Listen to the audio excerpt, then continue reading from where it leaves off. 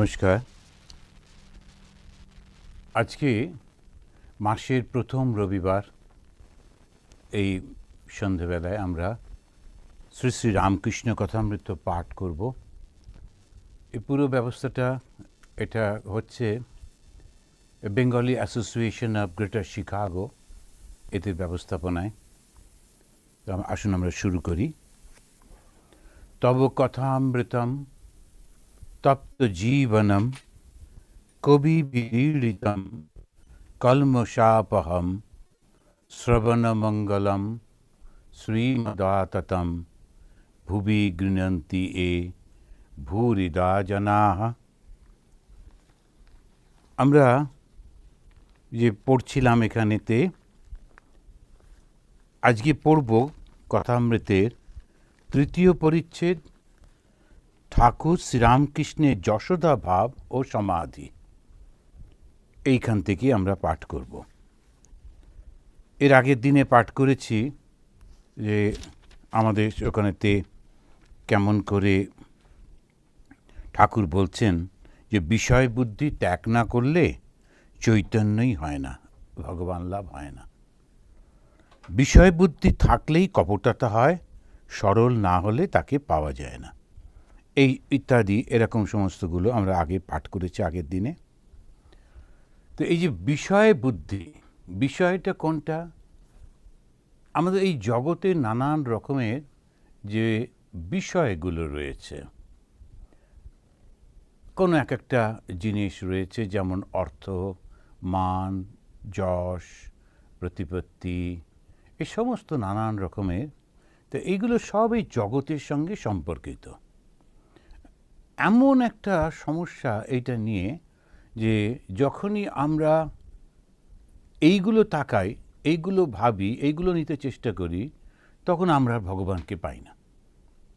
অথচ এগুলো সব ভগবানেরই সৃষ্টি, ভগবান থেকেই এসেছে।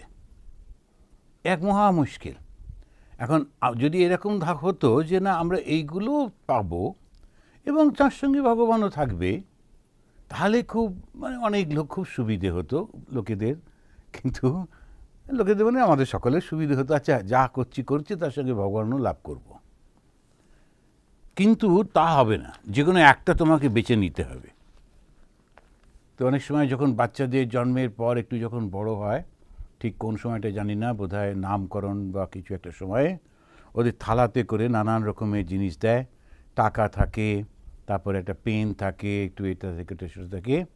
তো ও যেটাতে ছোঁবে তাহলে, এখন ধরুন একটা ছেলে, সে পুরো থালাটাই টুক ছোট্ট বাচ্চা তো, ও পুরো থালাটার উপরেই হাত দিয়ে করছে। তখন একদম বড়রা ওরে বাবা, এ তো একেবারে রাজা হবে, কারণ সব চাই ওর।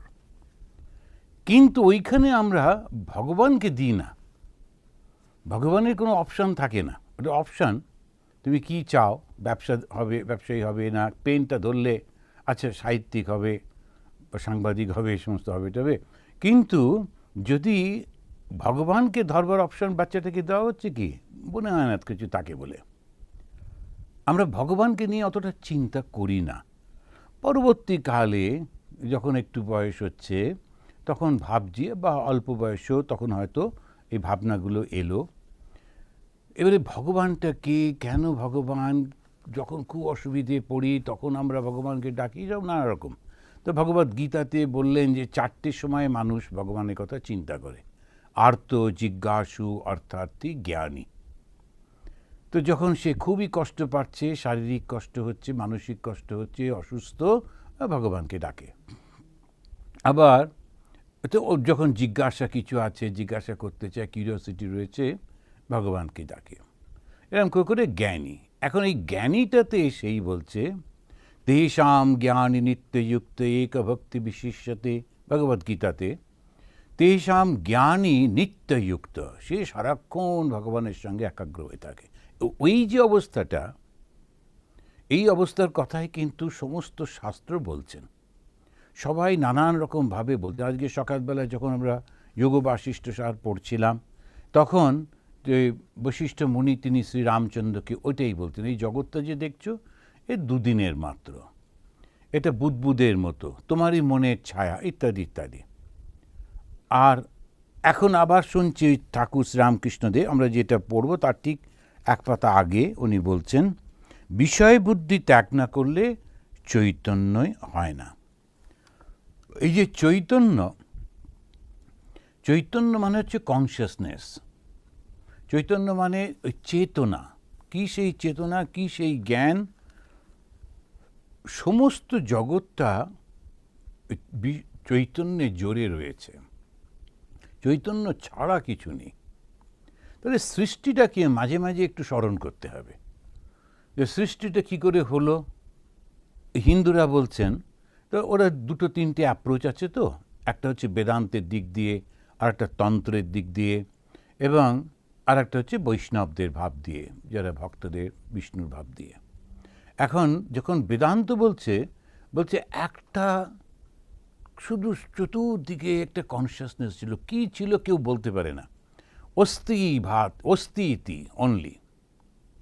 অস্তি মানে একটা ছিল এই পর্যন্ত, এখন সময় দিয়ে কাল দিয়ে কিছুই বোঝানো যায় না তাকে, শুধু ছিল, এটা বদলা যেতে পারে। খুব সুন্দর সুন্দর সব উদাহরণ আমরা পেয়েছি বেদান্তে।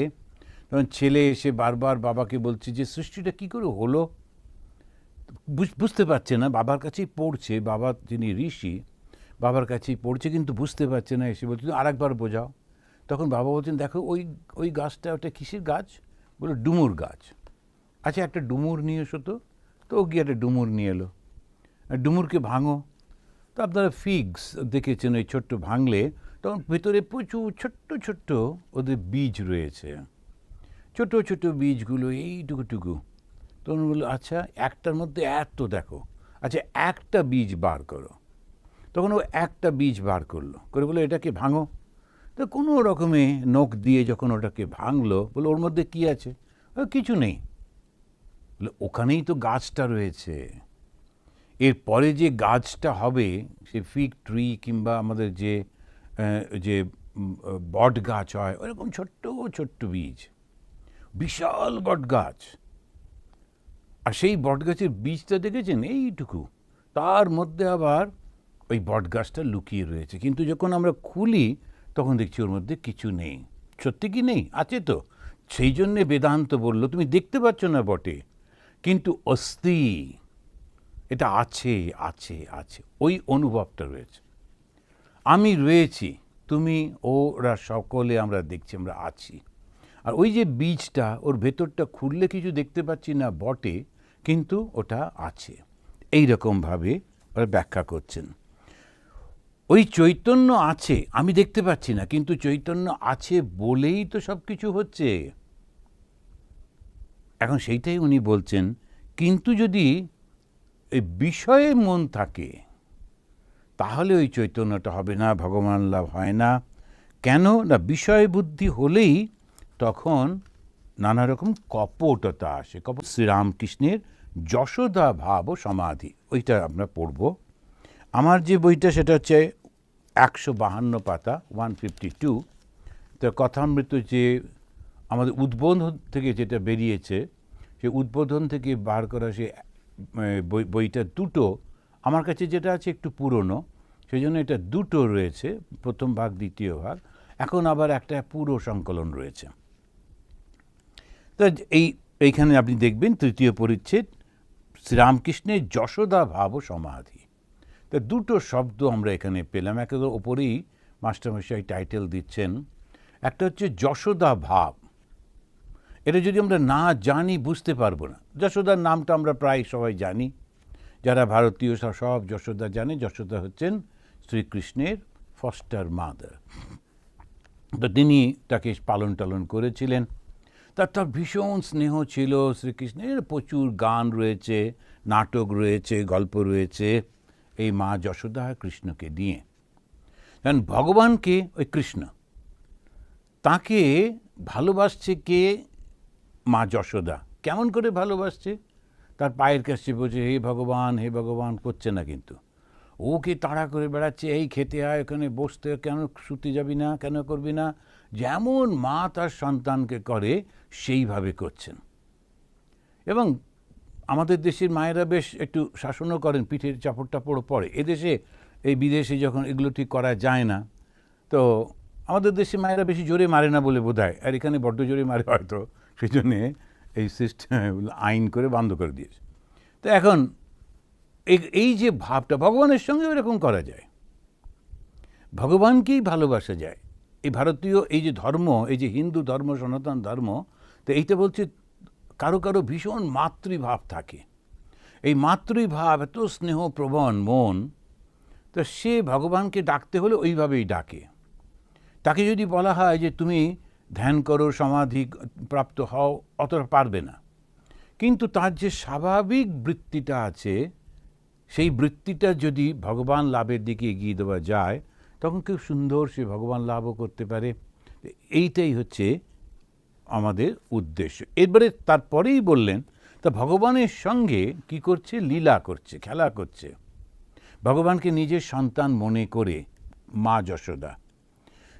তারপরেই বলছেন ভাব ও সমাধি। এটা আবার একটা অন্যদিকে চলে গেল।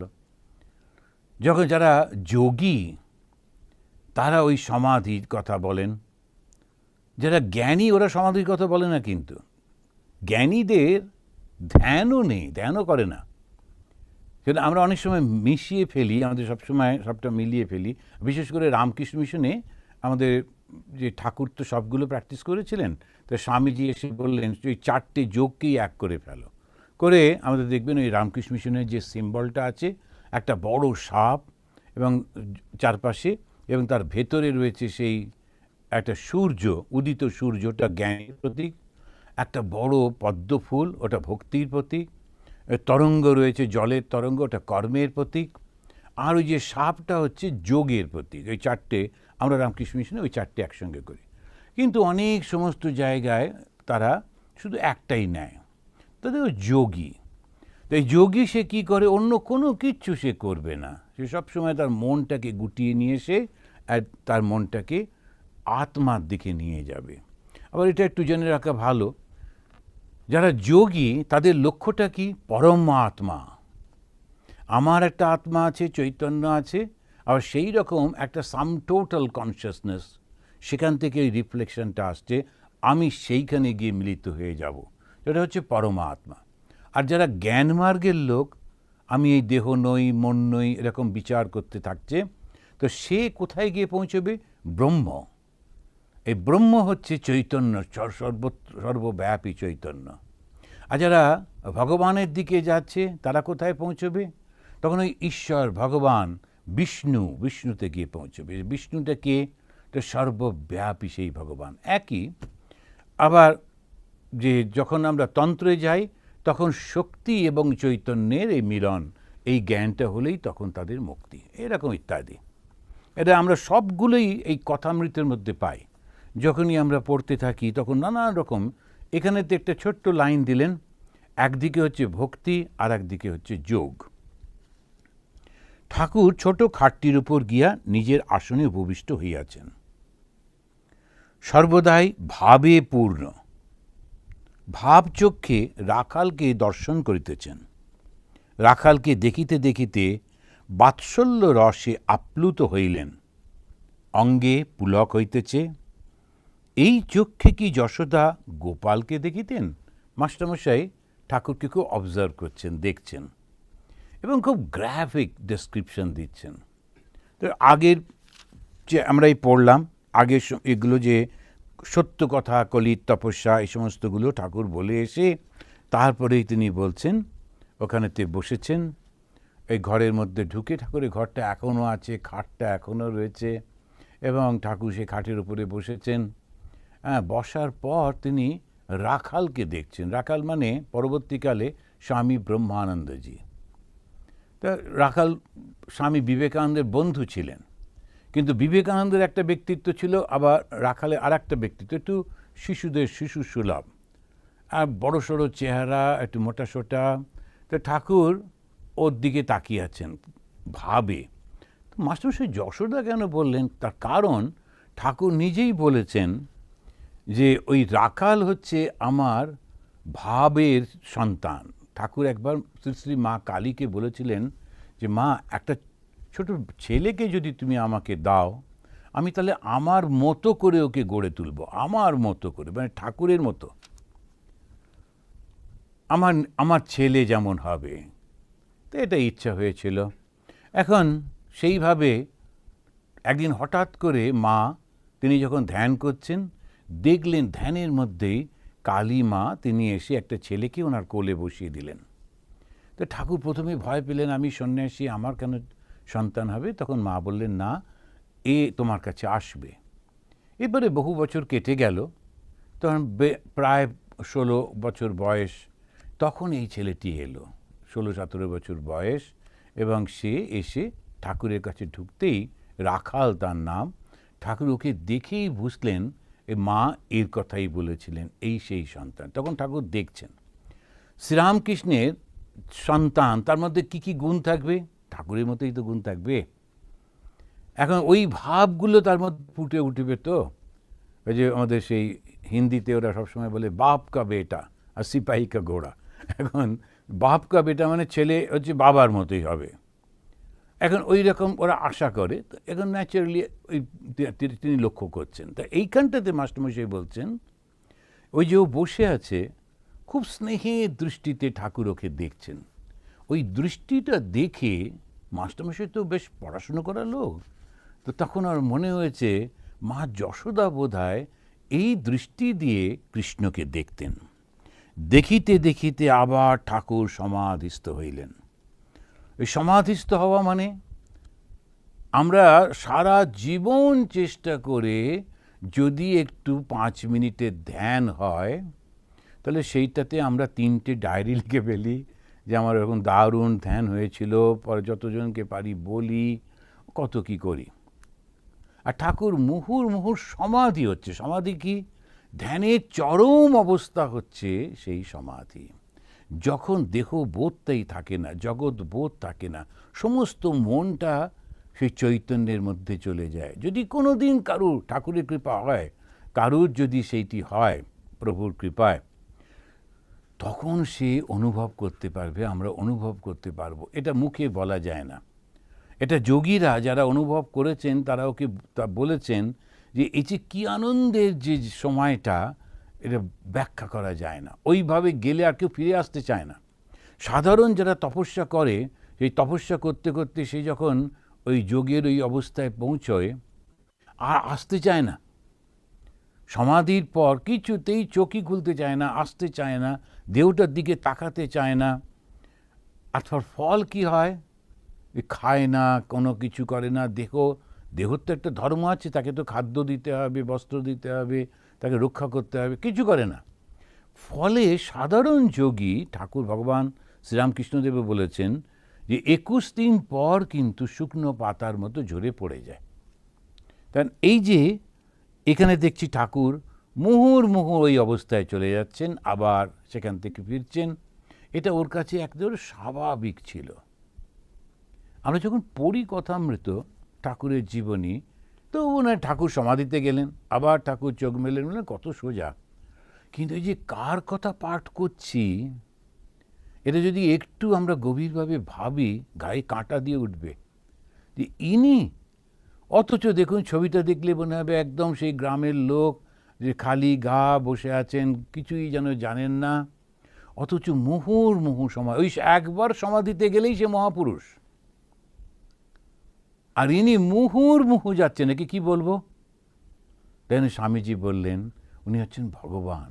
আর শুধু তাই না, স্বামীজি তখনকার দিনে যেমন বাংলা বলতো, তো একটু জোর দিয়ে বলতো। এখনকার বাঙালিরা একটু মিনমিনে, তখনকার দিনে একদম সমস্ত ছেলেরা তারা ওই কুস্তি লড়তো, তরোয়াল খেলা শিখতো, লাঠি খেলা শিখতো। কোনো বাঙালি ছেলে দুবলা পাতলা কুই কুই করে একদম পছন্দ করতো। স্বামীজি খুবই কেঁপে যেতেন যারা সব এরকম করতে টরতো। দারুণ শক্তিশালী ছিল, কারণ ব্রিটিশদের সঙ্গে লড়তে হতো। তো সেই জন্যে উনি বলছেন শ্রীরামকৃষ্ণ ভগবানের বাবা। ভগবান কি? ভগবানের বাবা, অর্থাৎ যার থেকে ভগবান সৃষ্টি হয়েছেন। সত্যি সত্যি মানে আমরা তো ভাবতে পারি না। অনেকে যারা সব অন্যদের আছেন তারা আবার একটু না শ্রীরামকৃষ্ণ খুব বড় সাধক, কিন্তু আপনাদের দেব দেবী পুজো করেন না, এখানে মা কালীর অন্তত একটা মূর্তি, অনেকে এসে সাজেশনগুলো দেন। এই যে কাকে নিয়ে আমরা রয়েছি, কার জন্যে আমরা চিন্তা করছি, আমরা ভাবতেই পারি না। শ্রীরামকৃষ্ণ দেখিতে দেখিতে ঠাকুর সমাধিস্থ হইলেন। ঘরের মধ্যস্থ ভক্তেরা অবাক নিস্তব্ধ হইয়া ঠাকুর শ্রীরামকৃষ্ণের এই অদ্ভুত ভাব অবস্থা দর্শন করিতেছেন। দর্শন করিতেছেন শব্দটা বললেন, দেখছেন বললেন না, দর্শন করিতেছেন। খুব ভক্তির সঙ্গে যখন আমরা দেখি, সেই দর্শন করা, ঈশ্বরকে দর্শন করি আমরা অত্যন্ত ভক্তির সঙ্গে, বিশেষভাবে তাকে আমরা দেখি। তো এই ভক্তরা কত তারা সৌভাগ্যশালী, তারা ওই অবস্থাটা দেখতে পাচ্ছেন। ধীরে ধীরে ঠাকুর একটু প্রকৃতিস্থ হচ্ছেন, আমাদের মতো হচ্ছেন, আবার নেমে আসছেন। বলিতেছেন, রাখালকে দেখে উদ্দীপন কেন হয়? উদ্দীপন কেন না, ভগবানের কথা মনে পড়ে। উদ্দীপনা হচ্ছে ভগবানের কথা মনে পড়া, ঈশ্বরের কথা মনে পড়া। তো সেই জন্য বললেন রাখালকে দেখে উদ্দীপন হয়। ওই যে যশোদা, মা যশোদা এবং কৃষ্ণ, এখন যে শ্রীরামকৃষ্ণ এবং রাখাল, এই যে আমরা ভাবগুলো দেখছি, শ্রীরামচন্দ্র যখন সেই ছোট্ট, তিনি সেই শিশু ছিলেন, তাকে নিয়ে মা খেলা করছেন, এই প্রত্যেকটি এই যে ভাব, এই যে লীলা, এগুলো একই কিন্তু সেই শক্তি বারবার বিভিন্ন রূপে করছেন। তা ঠাকুরের মনে পড়ে যাচ্ছে, সেই জন্য তিনি উদ্দীপন হচ্ছেন। তেমন উদ্দীপন হয়, যত এগিয়ে যাবে ততই ঐশ্বর্যের ভাগ কম পড়ে যাবে। শ্রীরামকৃষ্ণের অনুভব, যত এগিয়ে যাবে, যত আমরা ঈশ্বরের দিকে এগিয়ে যাচ্ছি, তো উনি বলছেন তত ঐশ্বর্যের ভাগ কম পড়ে যাবে। ঐশ্বর্য মানে কি? যখন আমরা জপ টপ করি, তখন দেখবেন যে সাধকরা গলাতে একটা মালা পরে রয়েছে, রুদ্রাক্ষের মালা, বিরাট বিরাট, অনেকে আবার অনেকগুলো একসঙ্গে পড়েন, তারপরে হাতেতে পড়ে আছেন, মাথায় একটা জড়িয়ে রয়েছেন, নানান রকম, মানে লোককে দেখাতে হবে আমি সাধারণ কেউ নই। বেশ কষ্ট হয়।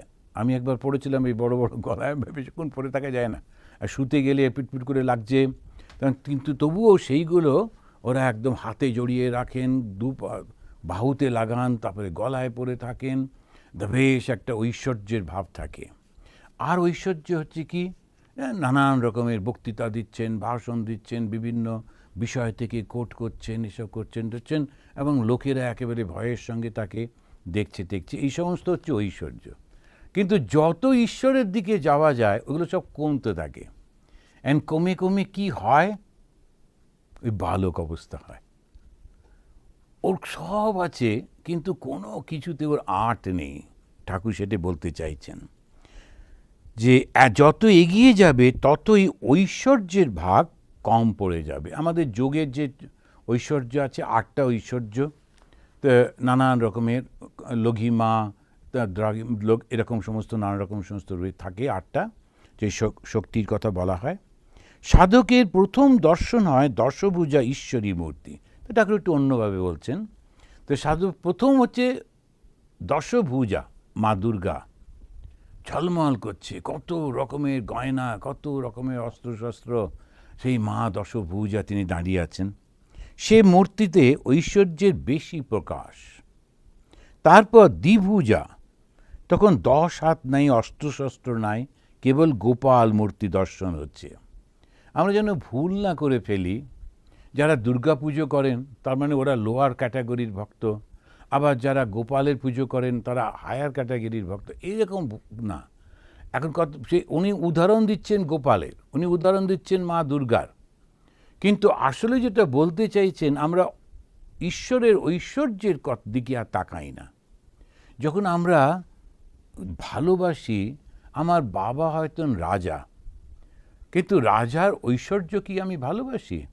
এখন প্রথম দিকে ছোট বাচ্চা সে যখন এলো, তখন দেখলো বাবা যখনই যাচ্ছে, দুপাশে সৈন্যরা স্যালুট করছে, বাবা ঘোড়ায় করে আসছেন, মাথায় একদম সেই মুকুট টুকুট পরা, সবাইকে ও বেশ অবাক দৃষ্টিতে দেখছে, বাবাকে সবাই কিরম করে। কিন্তু ওই বাবাকে ওর ভয় করে, অতটা কাছে যেতে পারছে না। এইবারে যখন অন্দরমহলে গেলেন, সমস্ত পোশাক টোশাক খুলে টুলে স্বাভাবিক একজন মানুষ, তিনি ছেলেকে ডাকলেন, তাকে কোলে নিয়ে আদর করছেন, তার সঙ্গে খেলা করছেন, ওই বাবাকেও বেশি ভালোবাসে। ওর বাবাকে, ওই বাবাকে ওর পছন্দ। তখন ও আর ওর বাবা, ঠাকুর ওইটা বলতে চাইছেন।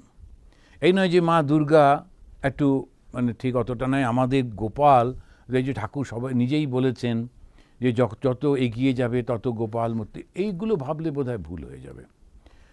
হচ্ছে আন্তরিকতা যখন আসছে তখন আমি ভগবানের ওই ঐশ্বর্যটা দেখছি না, আমি আরও বেশি বেশি করে ভগবানের কাছের হচ্ছি। কোনো ঐশ্বর্য নয়, কেবল কচি ছেলের মূর্তি, এর পরেও আছে কেবল জ্যোতি দর্শন। তাহলে কি দাঁড়ালো? এই যে মূর্তি যখন বলছেন তখন হচ্ছে দুর্গা মূর্তি, মানে ঐশ্বর্যটা অনেক বেশি রয়েছে।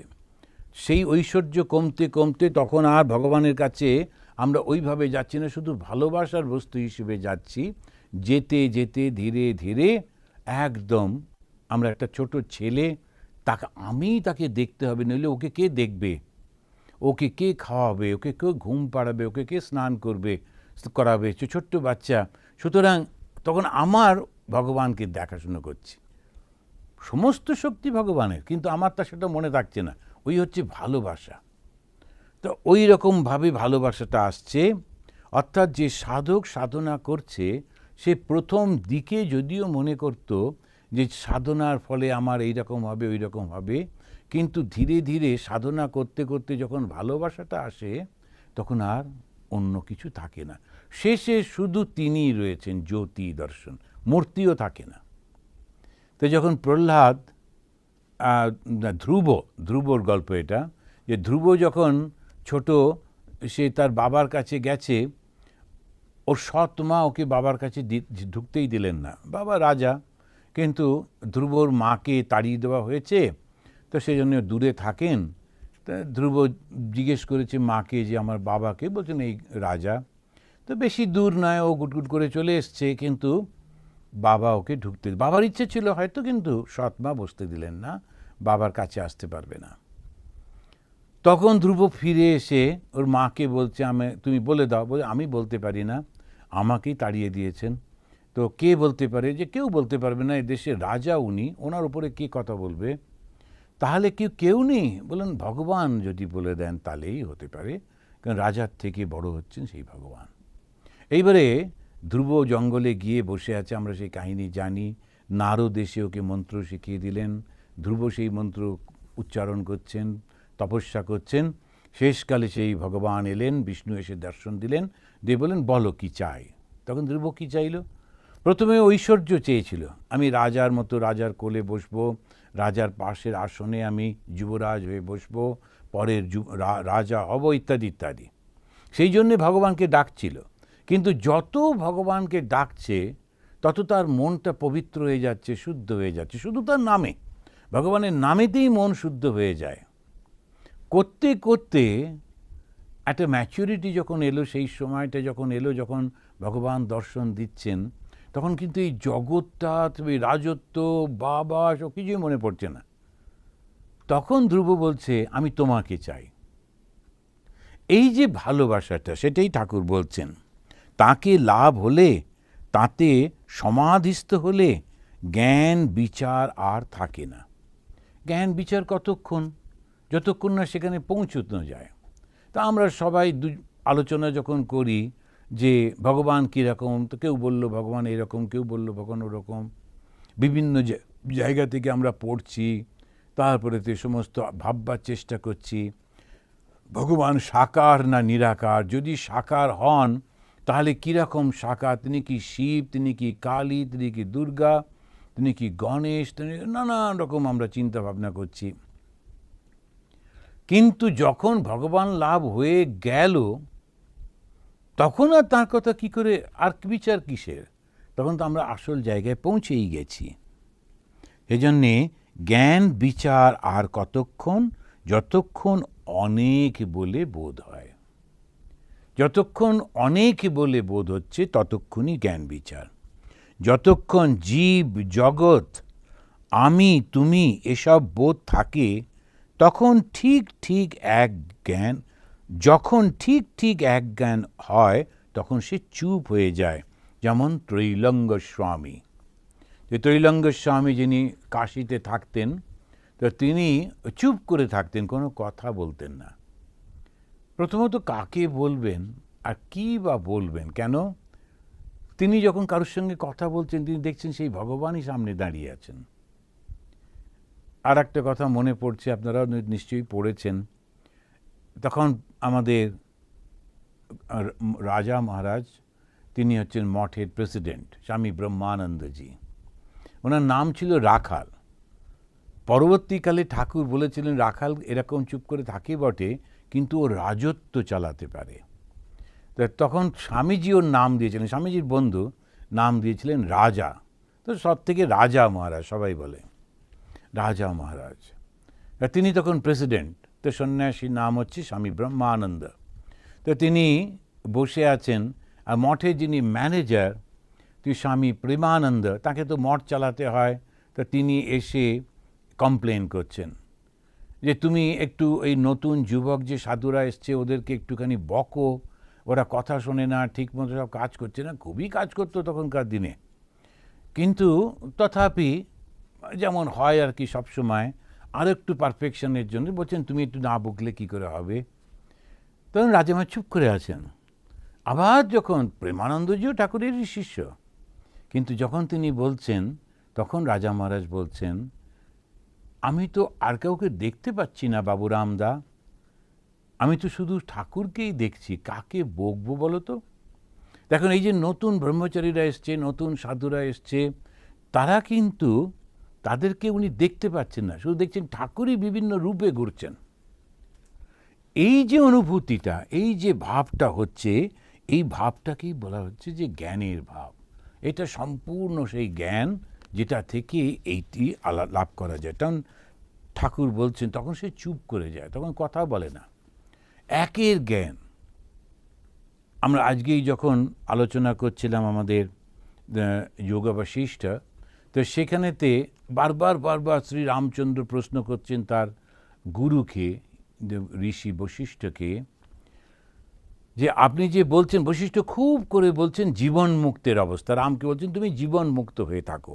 রাম ঘর ছেড়ে চলে যাবেন বলে চিন্তা ভাবনা করছিলেন, কিন্তু রাম চলে গেলে কি করে হবে, রামের বাবা খুব উদ্বিগ্ন, রাজা হতে হবে।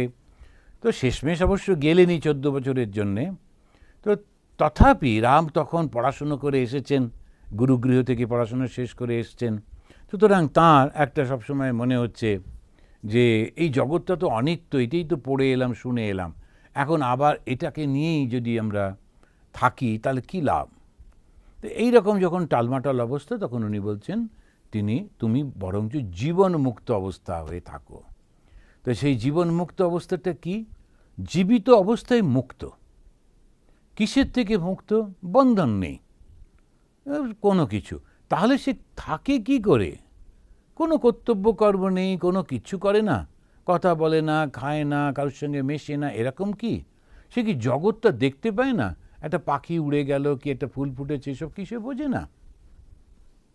সেইটা অনেকগুলো শ্লোক দিয়ে এই যোগ বাশিষ্ঠতে সেটা বোঝাচ্ছে না, এই সবগুলো হয়।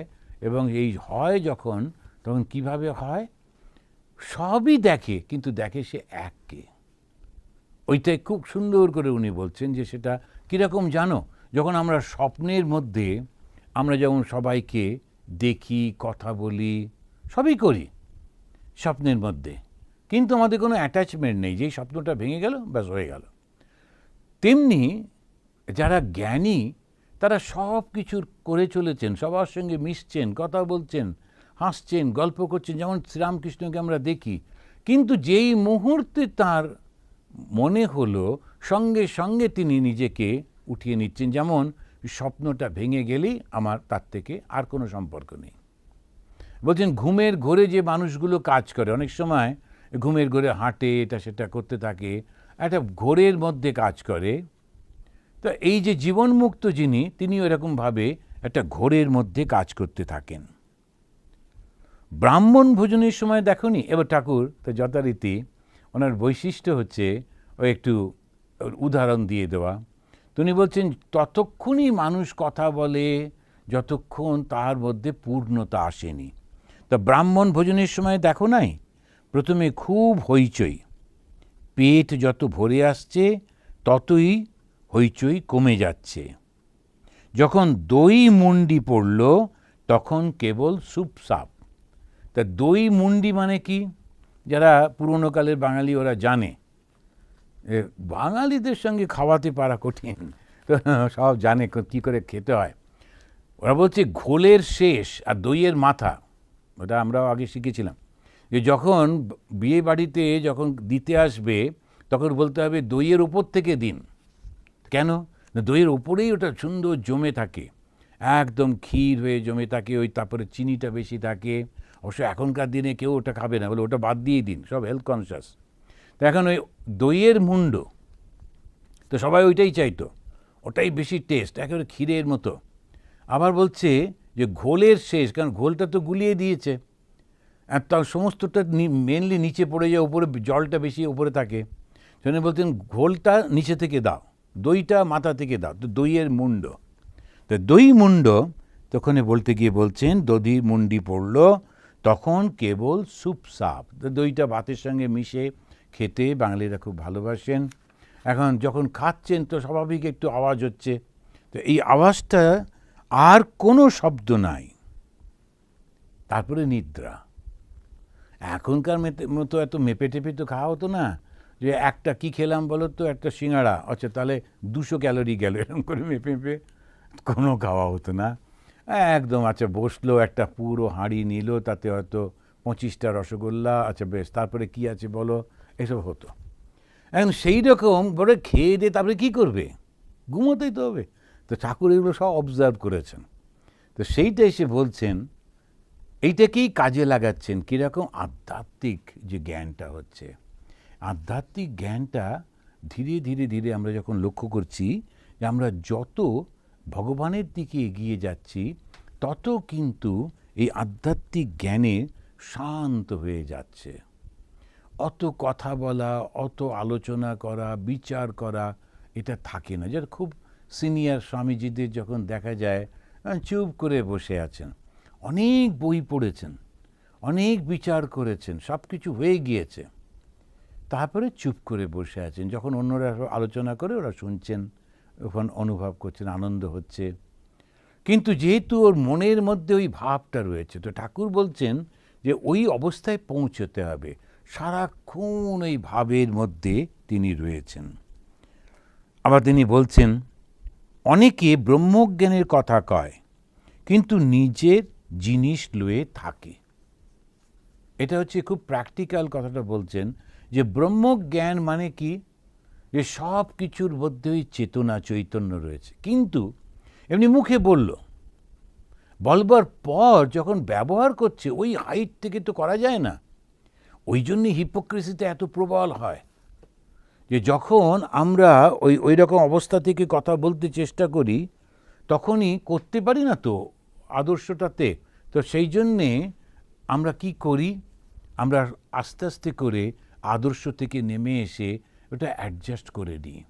তো সেই তখন বলা হচ্ছে যে ব্রহ্মজ্ঞানের কথা বলেন বটে, কিন্তু দেখা যাচ্ছে সে অনেক নিচের জিনিস নিয়ে থাকে। নিচের জিনিস মানে এই দেহ সম্পর্কিত, দেহের সঙ্গে সংযুক্ত এই সব জিনিস নিয়ে থাকে। তাতে মোটেই ওই যে কথাটা বললো আর যেটা কাজটা করছে এটা মানায় না। এই জন্য বারবার বলা হচ্ছে মন মুখ এক করো। ঠাকুরের এটা একটা অসাধারণ শিক্ষা, মন মুখ এক করো। যদি মন আর মুখ এক না থাকে তখন আমি বলছি একটা অথচ করছি আর একটা। আধ্যাত্মিক জগতে এটা একটা ভয়ঙ্কর খারাপ জিনিস। আমি মাঝে মাঝেই বলি যে অন্যান্য যে সমস্ত শিক্ষকরা আছেন, অন্যান্য যে প্রফেশন আছে, তো সেখানে যদি অতটা চরিত্রের নাও থাকে, একটু চরিত্র দোষ যদি থাকেও তাহলেও চলে যায়। একজন খুব বড় ডাক্তার, তার একটু চরিত্র দোষ আছে সবাই বলে, কিন্তু সে যখন মেডিসিন দেয় পারফেক্ট। একজন টিচার, একজন অ্যাডমিনিস্ট্রেটর, তার ব্যক্তিগত একটু উইকনেস থাকতে পারে কোনো কিছুতে, কিন্তু তার নিজের প্রফেশনটা সে খুব সুন্দরভাবে করে, ওটা তবু সমাজে চলে যায়। কিন্তু যে আধ্যাত্মিক গুরু, যিনি ধর্ম শিক্ষা দিচ্ছেন, যিনি বলছেন যে আমি ধর্মের ব্যাখ্যা করব, তার একটাই গুণ চাই। সেটা কি? সেটা হচ্ছে সমস্ত জগৎটাকে ভুলে গিয়ে শুধুমাত্র সেই ভগবান বা সেই চৈতন্যকে ভালোবাসা। ঠাকুর বলতেন এই নিচের জিনিস মানে এই জগতের জিনিস নিয়ে থাকা। যখন তিনি ভগবান শ্রীরামকৃষ্ণ যখন সে পুজো করতে আসছেন, তার মা দাদা তাকে বললেন, তুমি ব্রাহ্মণ ঘরের ছেলে, আমাদের কীভাবে কাটবে, আমরা তো পুজো টুজো করি।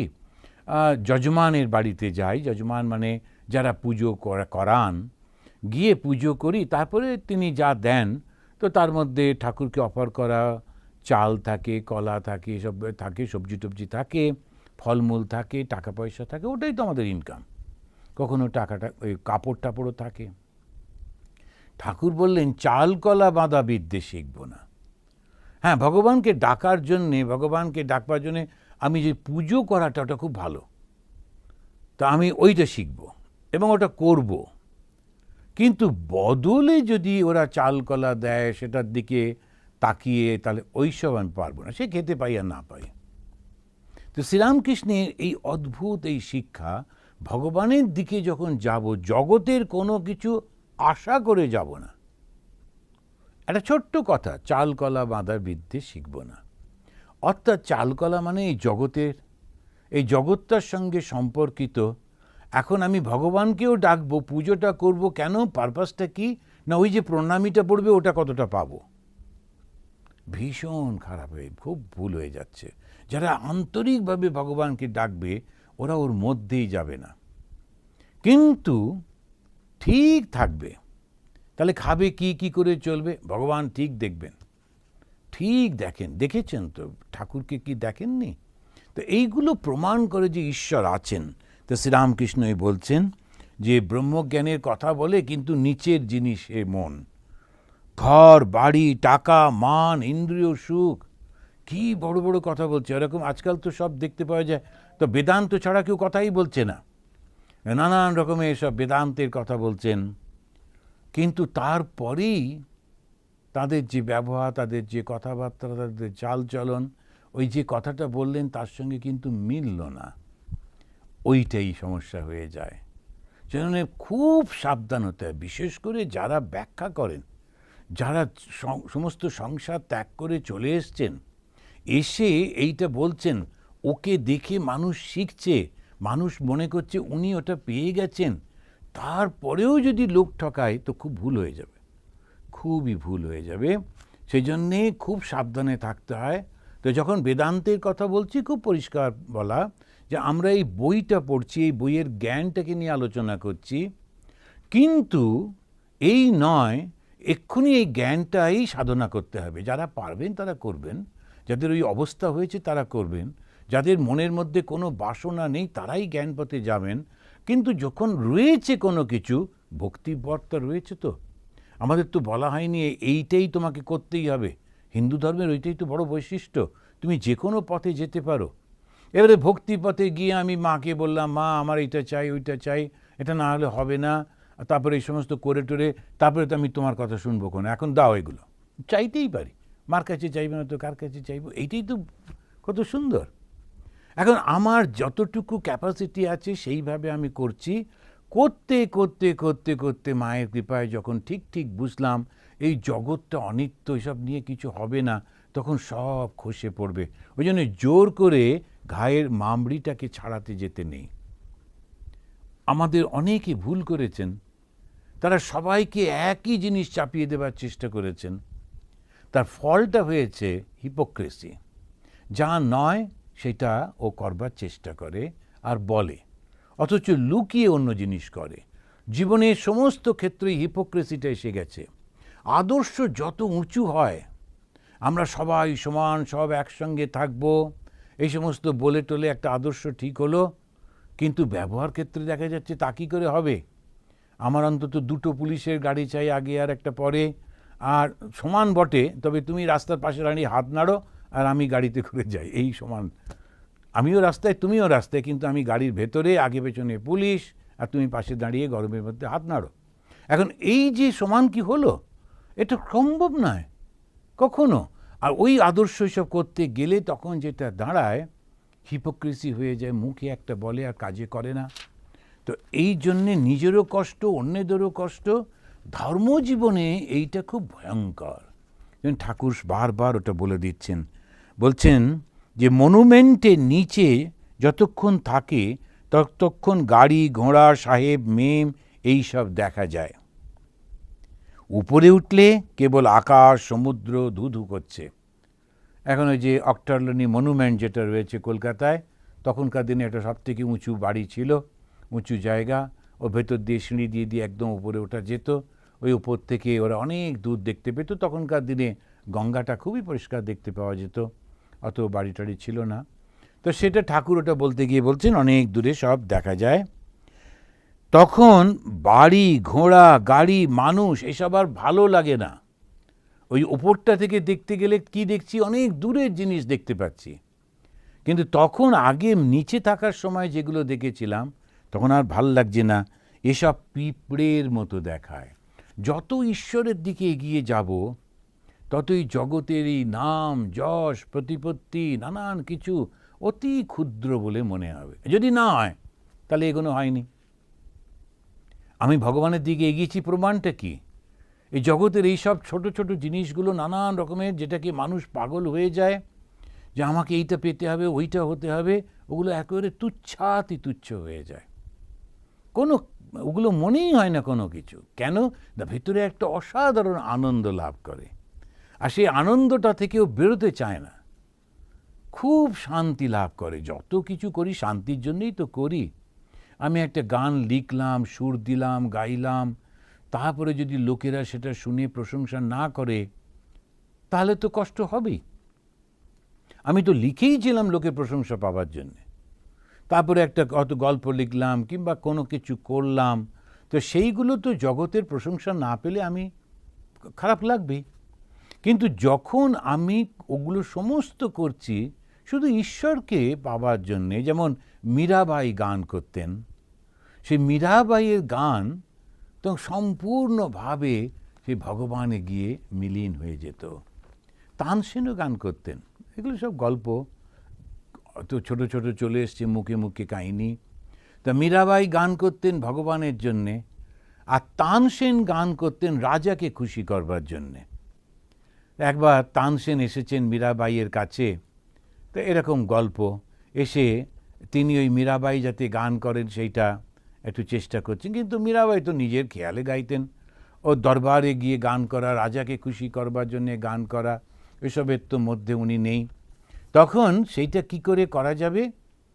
তো তানসেন এসে অনেক দিন বসে বসে, মানে কিছুতেই মীরাবাই দেখা করলেন না, কথা বললেন না। তানসেন রেগে টেগে, তো মীরাবাই যে বাড়িটায় থাকতেন সেই বাড়ির দরজায় একটা চক দিয়ে লিখে দিয়ে গেলেন, তানসেন কা তান মে সব তান গুলতান হ্যায়।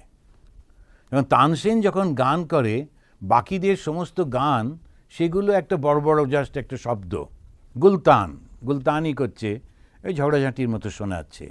তানসেন নিজের সম্পর্কে বড় করে, যেন তুমি মীরাবাই আমার সামনে গান করলে না, আমার সঙ্গে কথা বললে না, দেখা করলে না, আসলে তুমি ভয় পেয়েছো, আমার সামনে তুমি গান করতে পারবে না।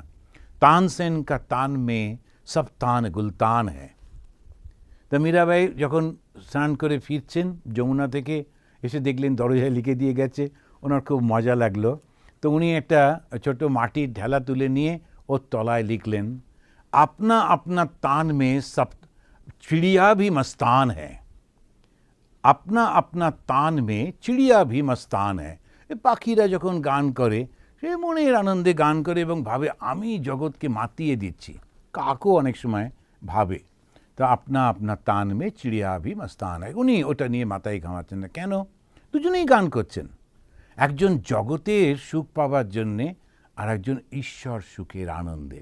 তো এইটাই হচ্ছে ঠাকুর বলতে গিয়ে বলছেন যে যখন আমরা উপরের দিকে উঠছি, জ্ঞান যোগের কথা বলছি, জ্ঞানের সেই অবস্থায় পৌঁছচ্ছি, তখন সেখান থেকে জগতের কোনো কিছুতে আর মন থাকার কথা নয়। যদি থাকে তাহলে বুঝতে হবে ওই নাম যশ প্রতিপত্তির আকাঙ্ক্ষা যদি থাকে, তাহলে বুঝতে হবে এটা ঠিকমতো হয়নি। ব্রহ্মজ্ঞান হলে সংসার আসক্তি, কামকাঞ্চনে উৎসাহ সব চলে যায়, সব শান্তি হয়ে যায়।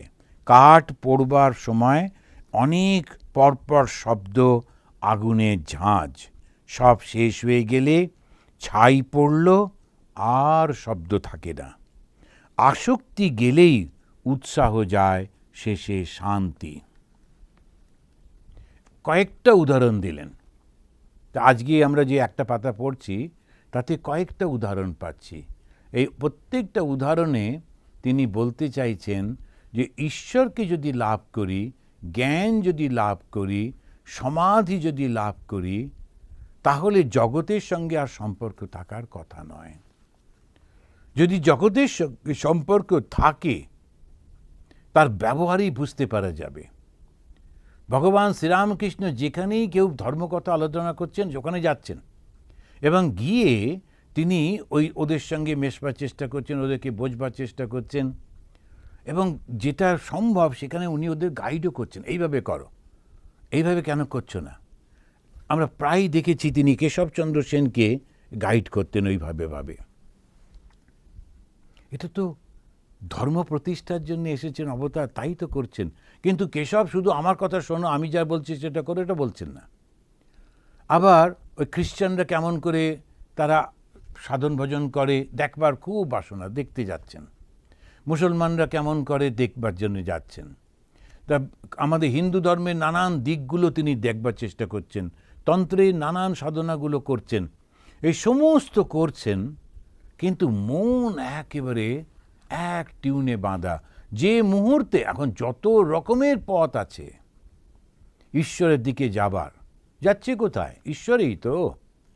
এখন যেই তিনি সেটাতে পা দিচ্ছেন, যেই তিনি ধরছেন, মনটা সঙ্গে সঙ্গে ফ্ল্যাশ হচ্ছে এবং তিনি দেখছেন হ্যাঁ তাই তো, এখানেও তো পৌঁছানো যায়, এখানেও তো যাওয়া যায়। ये यथा माम प्रपद्यन्ते तांस्तथैव भजाम्यहम। এই যে ভগবদ্ গীতাতে শ্রীকৃষ্ণ বলছেন, শ্রীরামকৃষ্ণ একেবারে গীতা মূর্তি। গীতার প্রত্যেকটা শব্দ যা কৃষ্ণ ভগবান বলেছেন সমস্ত কিছু তার জীবনে প্রতিফলিত। যে যেখানে ভগবানকে ডাকছে, যেমন করে ডাকছে। এখন এইটা যারা পড়েছে, যারা শুনেছে, যারা জেনেছে, যারা কৃষ্ণ ভজনা করেন, কৃষ্ণকে নিজের জীবনে, তারা ন্যারো কী করে হবেন? না শুধুমাত্র কৃষ্ণ, অন্য কোনো দেবতা যারা পূজনা করে ওরা সব পাপী, ওদের হাতে ছোঁয়া খাবো না, জল খাবো না। আমি তো বুঝতে পারি না এখন এটা কেমন করে এই ক্ষুদ্রতা আসছে। এই জিনিসটাই মধ্যে দিয়ে যখন আমরা যাচ্ছি, সাধনার মধ্যে দিয়ে যাচ্ছি, তখন ওরকম নিন্দা মন্দ কী করে করব? জগতের কোনো কিছুর উপরে মন থাকছে না, সমস্ত মনটা গুটিয়ে গেলে তবে ঈশ্বরে যাচ্ছে। তাহলে ঈর্ষা থাকছে কেন? ঝগড়া থাকছে কেন? কেন নিন্দামন্দ থাকছে? তার মানে মনটা যাচ্ছে না। কোথাও আমি নিজেই নিজেকে ঠকাচ্ছি, বুঝতে পারছি না। ওই সাবধান হতে হবে। ঈশ্বরে যত এগিয়ে যাবে ততই শান্তি, শান্তি, শান্তি, শান্তি। ঈশ্বরের দিকে যত এগিয়ে যাব ততই শান্তি। তাহলে গোলটা কি, লক্ষ্যটা কি? শ্রী শ্রী মা তিনি তার ওই জীবনের শেষতে বলছেন, যদি শান্তি পেতে চাও মা, তবে কারোর দোষ দেখো না। আপনাদের অনেকেরই মনে আছে, অনেকেই পড়েছেন, খুব বিখ্যাত সেই কথা। তাহলে ভগবান শ্রীরামকৃষ্ণদেব প্রথম দিকে তিনি বলেছিলেন ঈশ্বর লাভই মনুষ্য জীবনের উদ্দেশ্য। মাস্টারমশাইকে বললেন, মাস্টারমশাই মোটা মোটা কালিতে সেটা লিখলেন, আমরা কথামৃতে পড়ছি, ঈশ্বর লাভ মনুষ্য জীবনের উদ্দেশ্য। তাহলে সেই ঈশ্বর লাভটা কি? ঠাকুর, এখন আমি ঠাকুরের কাছে শুনছি আমরা, উনি বলছেন যত ঈশ্বরের নিকটে যাবে, ঈশ্বরের কাছে যাবে, ঈশ্বর লাভ করবে, তত তিনি শান্তি, শান্তি, শান্তি, শান্তি, প্রশান্তি এতবার বললেন, রিপিট করছেন, আর শেষে বলছেন প্রশান্তি, প্রকৃষ্ট রূপে শান্তি, একটুও কোনো অশান্তি থাকবে না। ঈশ্বর লাভ করা মানে শান্তি লাভ করা। আর শান্তি কখন পাওয়া যায়? ওই অবধূতের যখন আমরা তো প্রতি শনিবারে অবধূতের, সে গীতা পড়ছি অবধূতের, যে অবধূত তিনি বলছেন যে আমি একটা চিলকে গুরু করলাম। কেন না, চিল তার হাতে, তার পায়েতে একটু মাংসখণ্ড নিয়েও যাচ্ছিল কোথাও বসে খাবে। তারপরে ওই মাংসখণ্ডটা দেখে প্রচুর কাক এসে গেছে, কাকেরা ভীষণ বিরক্ত করছে, ওপর থেকে পাশ থেকে চিলটাকে কামড়ে কামড়ে দিচ্ছে, টুকরে টুকরে দিচ্ছে। তখন ভীষণ কষ্ট হচ্ছে চিল, কি করবে, কোথাও বসার শান্তি নেই। তা শেষমেশ ওই বিষয়টা যেটা ওই কাকগুলোকে আকৃষ্ট করেছিল, নিকৃষ্ট ধরনের মানুষগুলোকে আকৃষ্ট করেছিল, সেটাকে ফেলে দিল। মাংস টুকরোটা ফেলে দিতেই তখন শান্তি হয়ে গেল। সবাই ওই কাকগুলো সবাই মাংসর দিকে ছুটলো, চিলটা শান্ত হয়ে বসলো। এইটা দিয়ে অবধূত বলছেন যদি বিষয়ের থেকে মনটা তুলে নেওয়া যায় তখন খুব শান্তি হয়। তো আমরা আজকে এই পর্যন্ত যে পড়ছি যে শুধুই শান্তি, তবে জীব জগৎ চতুর্বিংশতি তত্ত্ব এসব তিনি আছেন বলে সব আছে। এবার আবার বেদান্তের আর একটা থিওরিতে চলে গেলেন। আমরা যে এইসব দেখছি তার কারণ পর্দাটা আছে বলে তো। সিনেমা হলে দেখতে গিয়ে যদি পর্দা না থাকে, কার উপরে প্রজেকশনটা হবে? দেখতে পাবো না তো সিনেমাটা। তো সেই জন্যে প্রজেকশনের জন্যে একটা স্ক্রিন তো চাই। ওই যে ব্রহ্মণ, উনি হচ্ছেন সেই স্ক্রিন। আমরা তাকে বুঝতে পারি না। ওই স্ক্রিনটার উপরে নানান রকমের জিনিস ঘটে চলেছে। আমরা যখন গেলাম, গিয়ে দেখলাম একটা মুভি চলছে, তাতে যিনি নায়ক তার জন্যে কষ্ট হলো, তারপরে কখনো কখনো সিনেমা দেখে কাঁদতে কাঁদতে বেরোচ্ছে, কখনো খুব আনন্দ করতে করতে বেরোচ্ছে। উই আর অল, বলা যেতে পারে, অ্যাফেক্টেড। আমরা ওইটা দেখে খুব একেবারে হয়ে জড়িয়ে গেছি, কিন্তু ওর পেছনে একটা পর্দা ছিল, সেটা কেউ খেয়াল করিনি। তা ভগবান শ্রীরামকৃষ্ণদেব বললেন, এই যত কিছু দেখছো, জীব জগৎ চতুর্বিংশতি তত্ত্ব, একটা শব্দ বললেন। তো এগুলো সমস্ত ওই বেদান্তের টার্মিনোলজি, যে কতগুলো 24টা দিয়ে, তত্ত্ব মানে হচ্ছে বিষয়, সেটা দিয়েই জগৎটা সৃষ্টি হয়েছে। আর তিনি সেইটা বলতে গিয়ে বলছেন, এগুলো সব যে দেখতে পাচ্ছি কেন, ভগবান আছেন বলেই তো। যদি ভগবান না থাকতেন তখন তো তাকে দেখাই যেত না। তাকে বাদ দিলে কিছুই থাকে না। এবারে সেই তার বিখ্যাত কথাটা, একের পিঠে অনেক শূন্য দিলে সংখ্যা বেড়ে যায়, এককে মুছে ফেললে শূন্যের আর কোনো পদার্থ থাকে না। তো প্রাণকৃষ্ণকে কৃপা করিবার জন্যে ঠাকুর এইবার নিজের অবস্থা সম্পর্কে ইঙ্গিত করতেছেন। তো এটা আমরা পরের দিন পড়ব।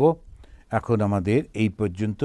তো আমরা সমস্ত যেটা পড়লাম, যেন ঠাকুর বলছেন যে প্রথমে তিনি বললেন তার যশোদার অবস্থা, তার মধ্যে একটা বাৎসল্য ভাব এসছে, ভগবানকে তিনি সন্তান হিসেবে দেখছেন। আবার এইটা করতে করতে তার সমাধি হচ্ছে, তখন তিনি যোগের অবস্থায় যাচ্ছেন। আর যখন যোগের অবস্থায় গিয়ে তিনি ব্যাখ্যা করছেন বেদান্তের চরম তত্ত্ব, ব্রহ্মসত্য জগৎ মিথ্যা। এই ব্যাখ্যাটা যারা করছে তারা বলছে জগৎ মিথ্যা, কিন্তু জগতের নাম যশ প্রতিপত্তি সব কিছুর জন্যে উদ্গ্রীব হয়ে রয়েছে, তার মানে ভুল হয়ে যাচ্ছে। তাই জগৎ যদি থাকে তাহলে তুমি ভগবানের কাছে যাওনি। আবার যদি ভগবানের কাছে গিয়ে থাকো, জগতের কথা মনেই পড়বে না। হিন্দিতে ওরা খুব সুন্দর বলে, যাহা রাম তাহা নেহি কাম, আর যাহা কাম তাহা নেহি রাম।